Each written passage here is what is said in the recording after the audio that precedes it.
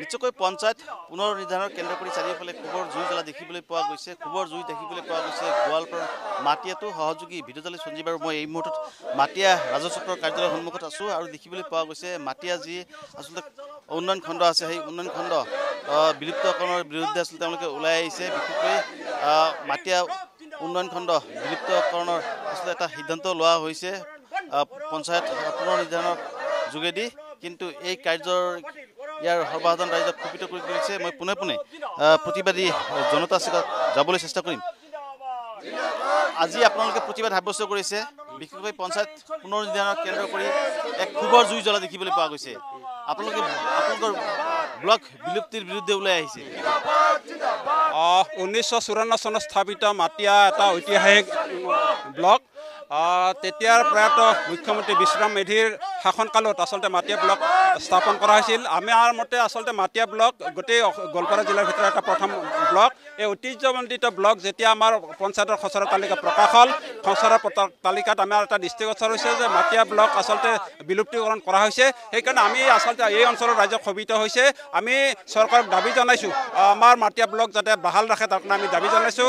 আৰু যিহেতু মাটিয়া ব্লক এটা ৰাজহুৱা এটা সম্পত্তি, প্ৰায় 60 বিঘাতকৈ অধিক ৰাজহ ভূমি আবণ্টিত ভূমি মাটিয়া ব্লকত আছে। গতিকে আমি ভাবোঁ যে আচলতে মাটিয়া ব্লক এই অঞ্চলৰ এটা বৃহত্তৰ অঞ্চলৰ এটা উপযুক্ত ঠাইৰ ব্লক। গতিকে যিকোনো পৰিস্থিতিৰ বিৰুদ্ধে চৰকাৰে এই মাটিয়া ব্লক বাহাল ৰখাৰ এটা যাতে ৰাখে।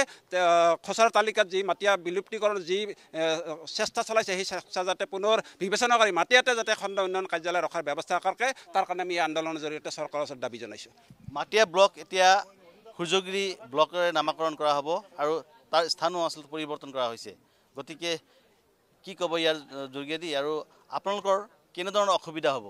সূৰ্যগিৰিত ব্লক নতুনকৈ পাতাত আমাৰ আপত্তি নাইকিয়া, ক'ত ব্লক গভৰ্ণমেণ্টে পাতা নাই কথা নাইকিয়া। কিন্তু 1954 চনত স্থাপন হোৱা 11টা পঞ্চায়তেৰে গঠিত পূব সমষ্টিৰ 21টা পঞ্চায়ত, তাৰে 11টা মাটিয়া ব্লকৰ আণ্ডাৰত। আৰু এই বৃহত্তৰ অঞ্চলৰ মেঘালয় গাৰোপাহাৰৰ পৰা বৰপেটা কামৰূপৰ সীমামূৰীয়া গোটেইখিনি আগুৰি মাটিয়া ব্লক।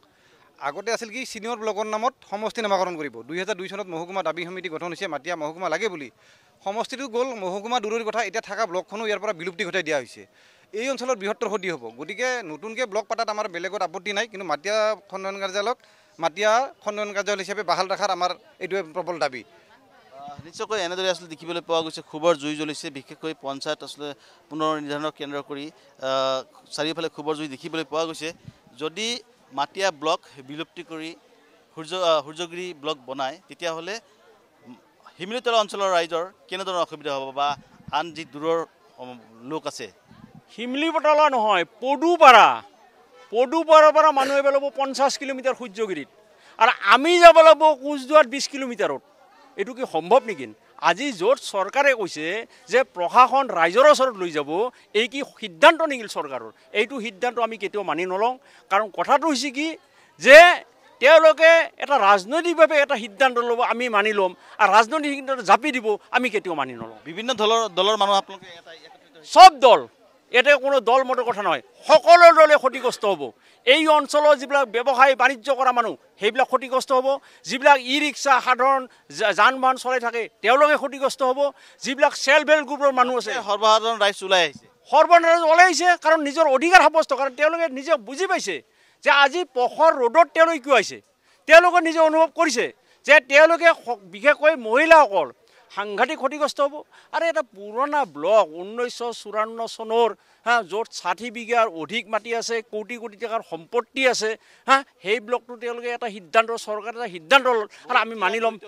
বহুত টেক্স জড়িত আছে ইয়াতে। এটা ব্লক আমাৰ এই অঞ্চলৰ এটা পৰিচয় যে এই ব্লক, আমি সুধো কোন ব্লক, বোলে মাটিয়া ব্লকৰ ওচৰত থাকোঁ। গতিকে এই ব্লক যোৱাৰ লগে লগে পৰৱৰ্তী পৰ্যায়ৰ অন্যান্য কাৰ্যালয়বিলাক গুচি যাব, এই অঞ্চলত এটা শ্মশানত পৰিণত কৰিব। এইটো আমি মানি নলওঁ কেতিয়াও। আমি কৈছোঁ যে এই ব্লক ৰাখিব লাগিব, আৰু তাৰ সম্পৰ্কে আমি গণতান্ত্ৰিক আন্দোলন কৰি যাম। মুখ্যমন্ত্ৰীকো লগ ধৰিম, ডিচিকো লগ ধৰিম। পৰিৱৰ্তিত যদি আমাৰ সিদ্ধান্ত চৰকাৰে আমাৰ আবেদন মানি নলয়, পৰৱৰ্তী পৰ্যায়ত আমি বৃহৎ আন্দোলন কৰাৰ কাৰণে আমি বাধ্য হ'ম। এইটোৱে আমাৰ মূল কথা। গতিকে আমি ব্লকটো বিলুপ্তকৰণ আমি কেতিয়াও হ'ব নিদিওঁ। নিশ্চয়কৈ পঞ্চায়ত পুনৰ নিৰ্ধাৰণৰ আচলতে অচিলালৈ এই যি মাটিয়া উন্নয়ন খণ্ড বিলুপ্তিকৰণৰ যি সিদ্ধান্ত লোৱা হৈছে, সেই সিদ্ধান্তৰ বিৰোধিতা কৰিছে মাটিয়া অঞ্চলবাসী ৰাইজ।